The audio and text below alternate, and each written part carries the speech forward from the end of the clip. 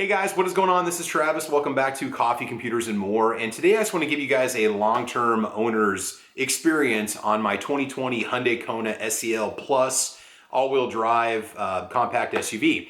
The reason why I'm doing this, giving you this information right now, is because the car is actually going to be traded tomorrow, and I want to talk about the ownership experience. You know, what has it been like? How's the reliability been? I'm also going to let you guys know at the end of the video how much they're giving me for the trade, how much I paid for the car originally, and what I'm going to be getting. So first of all, what is a Hyundai Kona, in case you're not sure? In the US, the United States, it's marketed as a compact SUV. Some people call it a crossover. It's available front-wheel drive, all-wheel drive, and a variety of trim levels. The video footage that you guys are watching right now, I'll put a link to that at the end of this video. And I do go through the entire window sticker, all the features, all the specs, everything if you really want to know. And another one of the reasons why I want to do this video is because a lot of these Konas are starting to show up off lease and also used, and I want to let you guys know the pros and the cons of owning this vehicle. So first of all, let's just get this right out of the box. Reliability: the car's been very reliable. It does have a 2-liter inline-4 engine, the SEL model does, that I owned, non-turbo with 147 horsepower and 132 foot-pounds or pound-feet of torque. Sorry, I'm not a car channel. My vehicle does have an all-wheel drive system. It is axle driven, and I've been told that the all-wheel drive system is actually designed and manufactured by Magna. And the way that the system is set up, when it detects slip, it will throw torque to whatever wheels need it, which is really cool. But it also gives you push off the rear wheels when you give it gas, even if it is not even slipping. So it does have a really interesting feel when you're driving it. It does feel like you're being pushed along, although I would say it's peppy, but it's not necessarily a fast car. You do have 5-seat occupancy in the vehicle, although if you're over 5'8", sitting in the back seat is going to be a challenge. Very limited cargo space. You might get 2 small Pullman cases in the back of the hatch with the rear seats up. Put the back seats down, you're going to have a lot more room. Front to back, let's just kind of go through some of the features that I really like about the car. It does have LED daytime running lights. The SEL Plus package does have fog lights, and I'm sure I'm going to miss some of the features that come with the Plus package, but there's a few that really highlight it. It does have standard incandescent headlights. Now, these are all North American or USA specs, American specs, on the car I'm talking about, because they sell this car abroad in a variety of engines, configurations, flavors, etc. It does have, I believe, 17-inch wheels and tires, and that's one of the main things you want to look at when you get this vehicle. If you buy it used, I ended up taking off the trash Hankook or Kumho tires that came on it, and I put Bridgestone Turanza Quiet Tracks on there. Well, I didn't necessarily quiet the vehicle down. The handling increased exponentially. Rain handling, winter handling, snow, ice, it's much more capable with those new tires on it. So if it needs new tires, put them on, put on a good tire. It'll definitely complement the all-wheel drive system. Or if you live in a climate that's got really bad weather, looking at getting a set of snow tires for it, I couldn't imagine what this thing could do with a set of Blizzaks. You've got close to 7 inches of ground clearance. You don't really have any underbody protection. You can get a lot of parts for this vehicle to modify it if you want to. There's lift kits that are out there for it. There's skid plates that are out there that you can purchase for it. There's a lot of people that convert these vehicles into, I wouldn't necessarily say an off-road vehicle, but something more trail capable. Inside the vehicle, you do have a couple touchscreens. You've got a main touchscreen that you can use, Apple CarPlay, Android Audio. It is wired. The Plus package that I bought does have a wireless charging pad with it, which is really nice. You do have a sunroof with it, heated side mirrors. You also have an amazing 315-watt Infinity sound system. And what's cool about the sound system is that if you go to Infinity's website, it's actually listed on the website as a registered sound system with Infinity. Hyundai just didn't buy the name and slap it on like a Hyundai premium audio system. You get a legit Infinity audio system. So it's a 7-speaker system. You've got 5 speakers up in the front, a center channel, 2 speakers in the rear doors behind you, and then also a subwoofer back in the cargo area. And it sounds amazing. It also has some enhancement software that's designed to make your XM reception not sound so compressed, which is really a cool thing too. So that's the one thing I'm going to miss about it the most is the sound system. The interface has been speedy. It hasn't had any issues at all. Never had it freeze up or anything like that. You do have a multicolor display in between the analog gauges for the speedometer and the tachometer. It does have a 6-speed automatic transmission if you get the 2-liter naturally aspirated non-turbo engine in the USA. There's also a turbo version that's a 1.6 that has a dual clutch transmission. Don't know if it's a 6-speed, 7-speed, 8-speed, honestly can't tell you, as I didn't buy that model. Again, space inside is probably going to be one of the major cons of the vehicle. You can fit 2 adults in the front seat, but you try to put full-size adults in the back seat, and you definitely have to put the seats forward. Also, if you put the rear seats forward, even after you take out the headrest, you still have to move the front seats forward a couple inches. And so that made things like trying to haul a mountain bike just more laborious and almost impossible. Also, there's no easy way to put a trailer hitch on this thing without cutting into the bumper, dropping the exhaust, and putting the vehicle up on a lift to install a hitch. So if you want to put some sort of a trailer hitch on it and the vehicle's not rated at all for towing, just kind of keep that in consideration if you're into active lifestyles. Mine does have the crossbars with the roof rack that come along with it, which is really nice because it does add a lot of flexibility for transportation. And then again, in the rear hatch area, again, you don't have a lot of space, and that's really one of the reasons why I'm going to be moving the vehicle out. And I'll give you my 4 or 5 reasons why I'm going to move it out here at the end of the video. Now, what's really cool about the SEL Plus package is you do have a full safety suite. You've got automatic collision detection, which has saved me a couple times. Just either I wasn't paying attention or I was coming up on something and didn't see it, and it did beep at me and it did auto brake a few times. It does have the rear cross traffic detection, so when you're backing out, the camera works great, especially when you're coming out of like a Walmart. There's 2 trucks next to you and you're backing out, you can't see squat. It'll detect vehicles coming from the sides or people, which is really nice. It does give you plenty of early warning. It does have blind spot monitoring with the lights that come on the side mirrors. So it does tell you when somebody's in a blind spot. It's worked flawlessly so far. Real quick, just reliability. Another thing too is within the first 1,000 miles, the only thing I ever had to have replaced on the vehicle, and it's not burning any oil, it has no issues whatsoever, is my driver's side door lock would squeak really loud every time it would turn itself, and every time it would actuate, would lock or unlock. And so that was something that we did have replaced early on, but that's the only thing I've had to do to it. I've done the cabin air filter changes myself. It's had full dealership maintenance every 3,000 miles.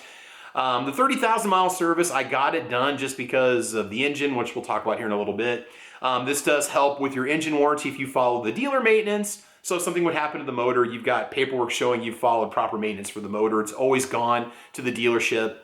And so when the 30,000 mile service came around, I went through with what they said. Now it is a 2-liter Atkinson cycle engine. It's not a GDI engine. So if they're going to give you some sort of GDI treatment, some sort of gas direct injection treatment in the motor for service, don't get it done. It's not a GDI engine. You don't have to worry about it. I believe it's also chain driven and not timing belt driven, or it's timing chain driven. Not that those can't fail, but you don't have to worry about having the belts changed every 50,000 miles. It's not an issue with that car. The original warranty was a 5-year, 60,000 mile bumper to bumper, 10 100,000 mile powertrain warranty. And you also got, I believe, 3 years of roadside assistance with it and 3 years of the Blue Connect, Blue, whatever it is, service that connects you to Hyundai if it detects a collision or if the vehicle gets stolen. You don't have any kind of a remote start with the remote on the SEL Plus package, but with the app that you can get, which is $120 a year, it offers a lot: full car diagnostics, car location. It'll notify you if there's a problem. You can lock and unlock and set certain features to come on the car if you want to. The app has been really good. I think it's Blue Tech maybe or something. But anyway, the app has been great for starting the vehicle up. It works 99% of the time. And I've been happy with it. I don't mind paying the money because it'll automatically notify authorities if it detects airbag inflation. So if I ever would have gotten into an accident, it would have let people know about it. Now, the actual riding experience when you're riding in the vehicle, it's deceptively quiet. So like, it doesn't have a lot of sound insulation in it. So if you're driving it on a really good smooth road, you're driving in this car thinking, man, this car is so quiet. There's not a lot of wind noise. It feels pretty stable at speed, although it is a fairly short wheelbase. But when you get on a rough road or just a real heavy textured road or a gravel road, the noise does come through. Even with those Turanza Quiet Track tires, it's still loud. I never did any kind of a decibel reading in it, but it's going to be a lot louder than you realize. So, depending on what road you drive it on, that determines the amount of interior noise. So if you want a quiet, luxury-like experience, this is not going to be the car for you. I don't know if it has any sound insulation underneath of it. I've never looked at it underneath a hoist before, so I really can't tell you. I believe it has recovery points underneath of it, but there's no tow hooks on it that I know of in the front. There might be something you can pop out of the bumper and screw into it or something. I honestly don't know. But that's what you're looking at in terms of that right there. So again, overall reliability. So here's the thing. There were a batch of engines during the production run with my car included where the engines were manufactured with parts that were not manufactured to spec. So it's either a crankshaft main bearing that fails or it's piston rings that fail. Either one of them leads to increased oil consumption and or friction that can cause an engine fire. And I did receive a notification from Hyundai that after enough class action lawsuits, Hyundai does guarantee, at least for me, the life of the engine for as long as I own the vehicle. I believe it's unlimited miles if it would ever fail due to those issues. Now, here's the thing though, you need to make sure if you buy this, make sure it's had the proper software updated and installed from the dealership, because what'll happen is if it detects that particular engine failure that's caused by either the piston rings or a certain kind of harmonic imbalance due to the crankshaft, it's going to cause the check engine light to come on and start flashing, and you got to pull over right away or you're going to be looking at an engine fire. This has happened a lot with the Theta engines on, I believe, the Kias also and the Hyundais. So if you buy one used, find out about the warranty on the engine. Are you covered on it? That would be the one deal breaker for me that would make me not want to buy this car again or buy a used one, would be the fact that you could run into that kind of an issue where you have an engine that goes bad or starts using oil or starts chugging heavy and so on. So just keep that in mind. Okay, that's the one thing. I've never had a problem. The engine purrs like a kitten. It runs great. No oil consumption, no smoke. And I'm not just saying that because I'm selling it. They've looked at the vehicle and it is totally fine. There's absolutely nothing wrong with it. Okay. Does have a, I believe, 5-star crash rating, with the exception of rollover where it gets 4 stars. So it is a fairly safe vehicle. And I'm in a Hyundai Kona group on Facebook, and I've seen some nasty accidents where the people that got into an accident in their Kona, they walked away or only had to have minor medical treatment. So that's reassuring that the vehicle is not just gonna crumple up like a little paper box if you get into an accident. Price-wise, it's stickered out at $26,875 with $1,100 for shipping tacked onto it. So when we bought it at the time, which was March of 2020, my ex-wife and I, Hyundai was offering $1,500 off from Hyundai and $500 off on the dealership. So that knocked it down to about $24,800. And then we had a $4,000 trade-in. We traded in our 2013 Honda Insight hatchback. It's kind of like a Prius, and got $4,000 on that. So we got it for a little over $20,000. I think we put $1,000 down on it to knock it down below 20 for the payments, and that's what we got it for. Now, my Kona is, so this is as of December of 2023, they're offering me $18,000 trade-in for my Kona, which according to NADA and Kelley Blue Book is the high end of the trade value. And I couldn't say no to that. In fact, I went back to the local Hyundai dealership, which will go unnamed, and 6 months ago, and they wanted to offer me $15,000 for a trade. So they lost me to a Honda, which is what I'm going to be buying, over $3,000. Plus I'm going to finance through Honda when I buy it.